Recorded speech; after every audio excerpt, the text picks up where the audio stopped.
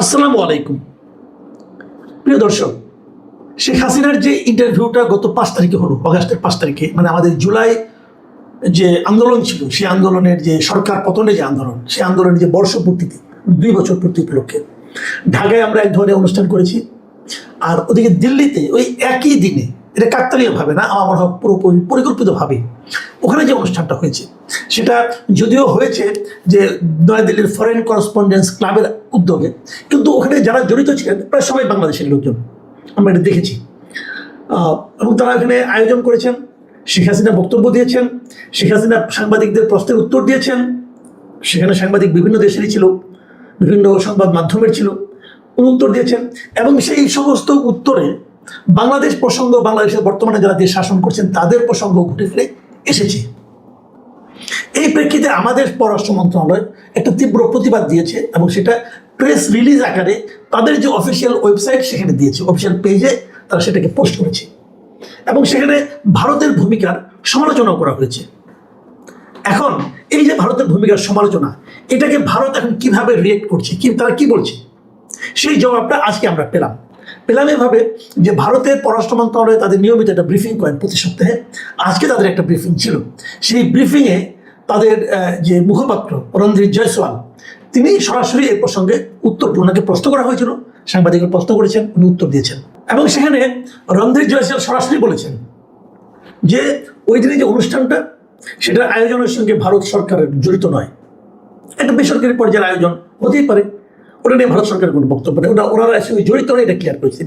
এবং দ্বিতীয় যে কথাটা বলেছেন, যেটা সবচেয়ে গুরুত্বপূর্ণ কথা বলে আমার কাছে মনে হয়েছে, তিনি বলেছেন যে ওই মঞ্চ থেকে যা কিছু বলা হয়েছে, মানে কেবল শেখ হাসিনা না, অন্যরাও যা কিছু বলা হয়েছে, বিশেষ করে বাংলাদেশে বৈধভাবে গঠিত সরকারের বিরুদ্ধে, এই যে বৈধভাবে গঠিত, এটাকে উনি বলেছেন ইংরেজি টার্মে বলেছেন যে ডিউলি কনস্টিটিউটেড, মানে বৈধভাবে গঠিত যে সরকার, সেই সরকারের বিরুদ্ধে ওই মঞ্চ থেকে যা কিছু বলা হয়েছে, ভারত সরকার সেটাকে অনুমোদন করে না।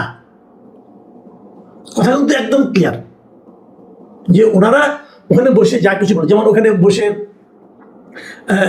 সজীব ওয়াজেদ জয় তিনি বলেছেন বাংলাদেশ ধীরে ধীরে পাকিস্তান হয়ে যাচ্ছে, ভারত এটাকে অনুমোদন করে না।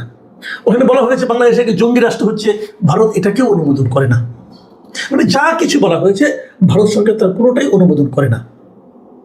এই যদি হয় অবস্থান, এটা কিন্তু একটা জিগজ্যাগ পাজলের মতো মনে হচ্ছে আমার কাছে। ভাবুন ব্যাপারটা একবার, বাংলাদেশ আগেই বলেছে যে আপনারা এই ধরনের একটা প্রোগ্রাম হতে দিন না, কারণ ঘোষণা তো আরো আগে এসেছে, ভারত সেটা হতে দিয়েছে, দিয়ে বলছে যে এখানে যা যা বলা হয়েছে এগুলোর প্রতি আমার কোনো সমর্থন নেই।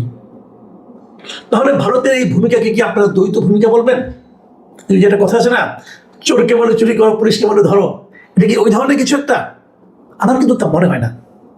কারণটা হলো এই যে ভারতে বসেও অনেকে অনেক কিছু বলতে পারেন, এটা একটা বেসরকারি সংগঠনের আয়োজন, এটাকে ভারত বাধা দিবে কিভাবে?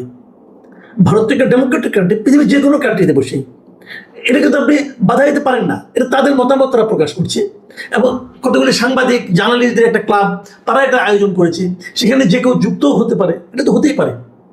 তো সেটা যদি হয়, সেটা কিন্তু ভারত বাধা দিতে পারবে না। কিন্তু ভারত ওখানে যা বলা হয়েছে সেটাকে সমর্থন করে না। দেখুন, এই কথাটা কিন্তু আমি বারবার বলার চেষ্টা করছি যে ওখানে একটা ইভেন্ট হয়েছে, ইভেন্টে কিছু স্পিচ আছে, কিছু বক্তব্য আছে, আমি বক্তব্যটাকে সমর্থন করব না। বাংলাদেশের আদালত সেই বক্তব্য যদি হেড স্পিচ হয়, যদি বিদ্বেষ ছড়ানো বক্তব্য হয়, সেই বক্তব্য প্রচারের নিষেধাজ্ঞা দিয়েছে। কিন্তু ওই ঘটনার কথা আমি বলতে পারবো না, এটা বেআইনি, এটা হয় না, এটা অগণতান্ত্রিক। আমি কিন্তু গত 2 দিন ধরে এই কথাটাই বলছি যে বাংলাদেশের একটা জাহেদ যেটা বলেছেন, যেটা প্রচারই করা যাবে না, এটা বেআইনি কাজ বলেছেন। ওনার এই নির্দেশনা, ওনার এই মন্তব্য আইনকে সাপোর্ট করে না, আইন ওনার বক্তব্যকে সাপোর্ট করে না। ওনার যে বক্তব্য, তার মধ্যে যদি কোনো বিদ্বেষ ছড়ানো বক্তব্য থাকে, মানুষের মধ্যে অস্থিরতা তৈরি করে, সেই বক্তব্য প্রচার করা যাবে না। আচ্ছা বলুন তো, যদি আপনি বক্তব্যটা না শুনেন, তাহলে কি করে বুঝবেন সেই বক্তব্যটা বিদ্বেষ ছড়ানো কি ছড়ানো নয়? তাহলে শুনতেও মানা নাই। আমি তো নিশ্চিত একটা জাহেদের বক্তব্য শুনেছেন, আমি এটাও নিশ্চিত বিএনপির কেন্দ্রীয় কমিটির যারা নেতৃত্ব আছে, তারা প্রায় সবাই এই বক্তব্য খুব মন দিয়ে শুনেছেন। শোনাটা অন্যায় নয়। অন্যায় হলো ওইখান থেকে যে বক্তব্যগুলো, যেমন বাংলাদেশ জঙ্গি রাষ্ট্র হয়ে যাচ্ছে, যদি এই কথাটা বলা হয় বাংলাদেশ পাকিস্তান হয়ে যাচ্ছে, এই ধরনের যে কথাগুলো আছে, এই কথাগুলো আপনারা প্রচার করতে পারবেন না যদি সেটা শেখ হাসিনা বলেন। তাহলে যদি জয় বলেন, জয় তো আর শেখ হাসিনা না, জয়ের কথার উপর কিন্তু কোনো জুডিশিয়াল এম্বার্গো নাই, তো জয়টা বলতেই পারে। এখনো তো অনেকে বলছে, এখন কি বাংলাদেশে অবস্থান করে বাংলাদেশের বিরোধী দল অমুক তমুক তারা বলছে না যে এই সরকার আওয়ামী লীগের সঙ্গে মিশে যাচ্ছে, বলছে তো। এর মাধ্যমে তো মানুষের মধ্যে বিভ্রান্তি ছড়াতে পারে, বিদ্বেষ ছড়াতে পারে, পারে তো।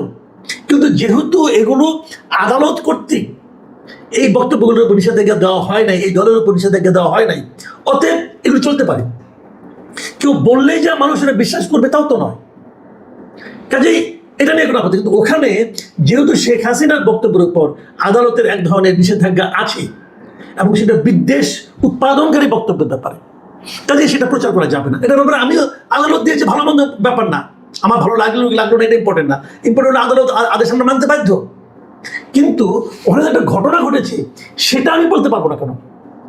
ওখানে যে একটা অনুষ্ঠান হয়েছে, কে কে বক্তৃতা সেগুলো কি বলতে পারবো না? পারবো। এমনকি জয় যেটা বলেছেন সেটা আমি বলতে পারবো। কিন্তু যেটা হয়েছে, ঘটনা ঘটার পর বাংলাদেশ গভর্নমেন্টের পক্ষ থেকে আপনারা জানেন যে একটা প্রেস লিস্ট দিয়ে বাংলাদেশের পররাষ্ট্র মন্ত্রণালয় একটা প্রেস লিস্ট দিয়ে তীব্র নিন্দা করেছে, ক্ষোভ প্রকাশ করেছে, ভারতের প্রতি ক্ষোভটা তারা প্রকাশ করেছে। এবং সেই ক্ষোভের ব্যাপারে কিন্তু ক্ষোভের ভিত্তিতেই এবং সাংবাদিকদের প্রশ্নের জবাবেই কিন্তু মিস্টার জয়সওয়াল এই কথাটা বলেছেন। এবং জয়সওয়াল যে কথাটা বলেছেন, এইটা বলার মাধ্যমে আমি কিন্তু এখানে বাংলাদেশ ভারতের যে পারস্পরিক সম্পর্ক, এই সম্পর্কের ব্যাপারটা সম্বন্ধে একটা ধারণা পেতে চাই। আমি এটা আপনাদের সঙ্গে একটু মত বিনিময় করতে চাই। দেখুন, ভারতের এই বক্তব্যটা কিন্তু খুবই স্পষ্ট যে ওনারা শেখ হাসিনার বক্তব্য এবং এই সরকার সম্পর্কে যে বক্তব্য সেগুলিকে ওনারা সমর্থন করেন না, এবং ওই অনুষ্ঠানে কারো বক্তব্য ওনারা সমর্থন করেন না। তাহলে এখন দাঁড়ালো কি? তাহলে শেখ হাসিনার অবস্থানটা ওখানে কি দাঁড়ালো? দেখুন, আমাদের সরকার দাবি করেছিল শেখ হাসিনাকে যেন কথা বলতে না দেওয়া হয়। তাহলে সেক্ষেত্রে আবার একটা প্রশ্ন কিন্তু উঠে, শেখ হাসিনাকে কথা বলতে দেওয়া না দেওয়ার ব্যাপারে ভারত কিভাবে তার নিষেধাজ্ঞা জারি করবে? ভারতের যে শেখ হাসিনা আছে গত 2 বছর ধরে, আপনাদের মনে একটা প্রশ্ন কি জাগে নেই কখনো? শেখ হাসিনার এখানে স্ট্যাটাসটা কি, সেখানে কি হিসেবে আছে? আপনি যখন ভারতে যান অথবা অন্য কোনো দেশে যান, নানা ধরনের কিন্তু ভিসা আছে। কোনোটা ট্যুরিস্ট ভিসা, কোনোটা বিজনেস ভিসা, কোনোটা ডিপ্লোম্যাটিক ভিসা, কোনোটা অফিসিয়াল ভিসা, মানে নানা ধরনের ভিসার ক্যাটাগরি কিন্তু আছে। তার মানে আপনার ভিসার ক্যাটাগরিটা কি? মানে শেখ হাসিনার ভিসার উনি তো ভিসা নিয়ে যাননি এখান থেকে, তো ওখানে রাষ্ট্র কীভাবে তাকে থাকতে দিয়েছে, কী হিসাবে থাকতে দিয়েছে? উনি কি এখানে বন্দী, উনি কি এখানে গ্রেপ্তার হয়েছেন, নাকি ওখানে অতিথি? এই ব্যাখ্যাটা কিন্তু আমরা এখন কেউ জানি আমরা গত বছরের না, তার আগের বছর 2024 অগাস্টে উনি ওখানে যাওয়ার পর বোধহয় 1 সপ্তাহ না 2 সপ্তাহ পরে ভারত সরকার একটা বলেছিলেন উনি এখানে অতিথি হিসেবে আছেন এবং ওনাকে সর্বোচ্চ নিরাপত্তাও দেওয়া হচ্ছে। তো যদি অতিথি হিসেবে থেকে থাকেন, তাহলে ওনাকে কি গত 2 বছরে একবারও পাবলিকলি দেখা গেছে? একবারও দেখা যায়নি। তো অতিথিকে কোথাও যেতে পারেন, অতিথিকে শপিং মলে যেতে পারেন, অতিথিকে পাবলিক প্লেসে যেতে পারেন না? পারা তো উচিত। তো উনি পারেন না কেন? এই 2 বছরে ওনার কোনো ফটোগ্রাফ কেউ দেখেছেন? ভিডিও বাদ দেন, কোনো স্থির চিত্র কেউ দেখেছেন? কেউ দেখেন নাই। এই দেশেও দেখে নাই, ওই দেশেও দেখছি কিনা আমরা জানি না। কোনো পাবলিক কোথাও আমরা দেখি নাই। আমি বলেছিলাম একবার যদি ভিডিও ইন্টারভিউ হতো তাহলে আমার দেখার খুব ইচ্ছা ছিল যে ওনার চেহারা কেমন হয়েছে 2 বছরের পর।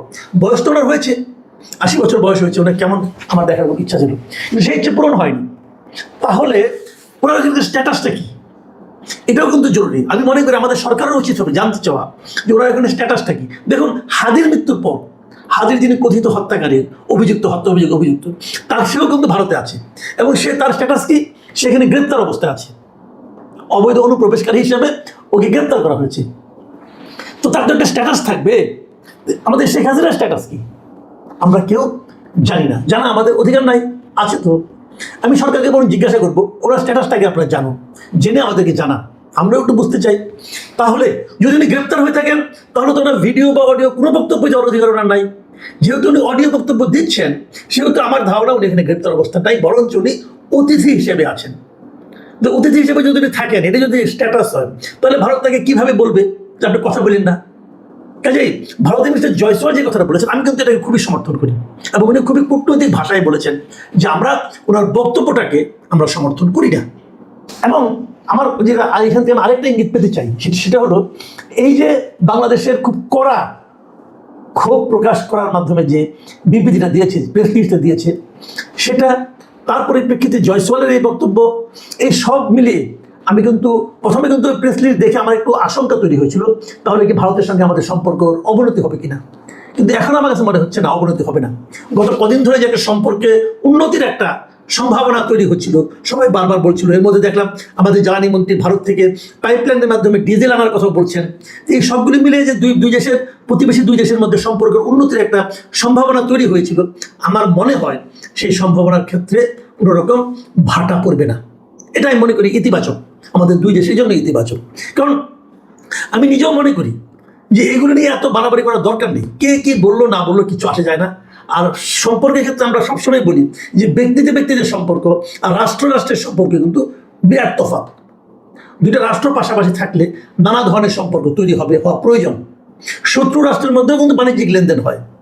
কাজে আমি মনে করি সেই সমস্ত সম্পর্ক আরও বারো ভালো হোক, এটাই হলো আমাদের প্রত্যাশা। কারণ তাতে আমাদের উভয় দেশেরই সুবিধা।